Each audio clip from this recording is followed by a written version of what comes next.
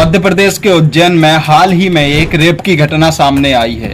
आरोपियों को गिरफ्तार करने वाली मध्य प्रदेश पुलिस का कहना है कि उनको आरोपियों को पकड़ने के लिए बहुत ही असाधारण कोशिश करनी पड़ी। उन्होंने सैकड़ों लोगों से पूछताछ की और करीब 700 से ज्यादा सीसीटीवी कैमरों को खंगाला, तब जाकर कहीं भरत सोनी नाम का शख्स, जो कि एक ऑटो चालक है, उसको पुलिस ने गिरफ्तार किया। एक पुलिस इंस्पेक्टर ने इंडिया टीवी को बताया कि रेप केस को सॉल्व करने के लिए 30-35 लोग साइबर जांच में लगे थे। 3-4 दिन तक उनमें से कोई भी सो नहीं सका था। पुलिस जब अपराध स्थल पर पहुंची तो आरोपी ने वहां से भागने की कोशिश की। हालांकि पुलिस ने पीछा कर उसे पकड़ लिया। मध्य प्रदेश पुलिस ने राकेश मालवीय नाम के एक अन्य ऑटो चालक के खिलाफ भी मामला दर्ज किया है। उस पर आरोप है कि रेप पीड़िता बच्ची उसके ऑटो में चढ़ गई थी, लेकिन उसकी हालत को देखने के बाद भी राकेश ने पुलिस को मामले की सूचना नहीं दी। पुलिस के मुताबिक यौन अपराधों से बच्चों का सख्त संरक्षण अधिनियम के तहत यह भी एक अपराध है।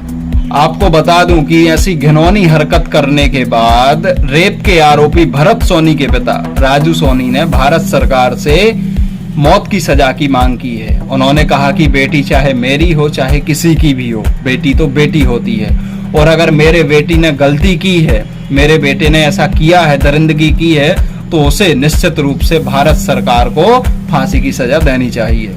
राजू सोनी का कहना है कि अगर मेरा बस चले तो मैं खुद ही अपने बेटे को मार दूं, लेकिन मैं बेबस हूं, इसीलिए मैं भारत सरकार से मांग करता हूं कि मेरे बेटे को फांसी की सजा होनी चाहिए। एक तरफ तो पुलिस के ऊपर सैकड़ों सवाल उठाए जा रहे हैं, दूसरी तरफ पुलिस वालों का मानवीय चेहरा भी सामने आ रहा है।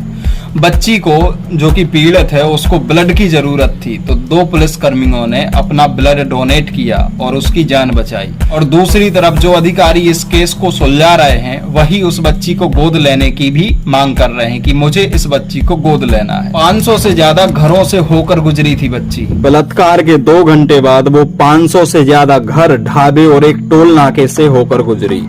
यूपी की सीमा से सटे जिले में स्थित अपने मूल घर से वो स्कॉलरशिप की परीक्षा देने के लिए स्कूल गई थी।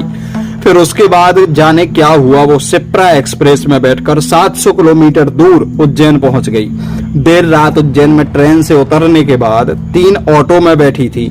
इसी दौरान उसके साथ दरिंदगी हुई। इसके बाद वो सुबह 6 बजे अर्धनग्न और लहूलुहान हालत में 2 घंटे तक सड़क पर मदद की आस में भटकती रही।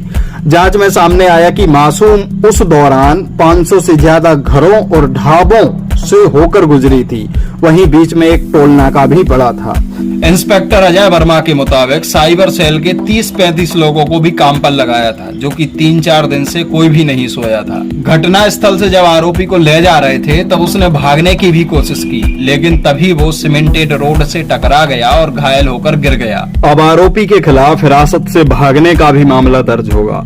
पुलिस ने एक और ऑटो ड्राइवर राकेश मालवीय पर मामला दर्ज किया है, क्योंकि उसके ऑटो में पीड़ित बैठी थी, लेकिन उसने घटना की जानकारी नहीं दी। मेरा सवाल है कि जिन 500 घरों से होकर बच्ची गुजरी है, उन 500 घरों में से किसी एक ने भी पुलिस को सूचना नहीं दी।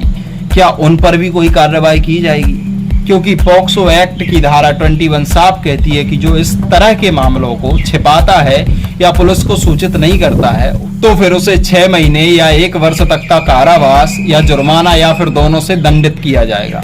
एक सवाल मेरा आपसे है, कमेंट में बताओ कि ऐसे दरिंदों के लिए क्या सजा होनी चाहिए।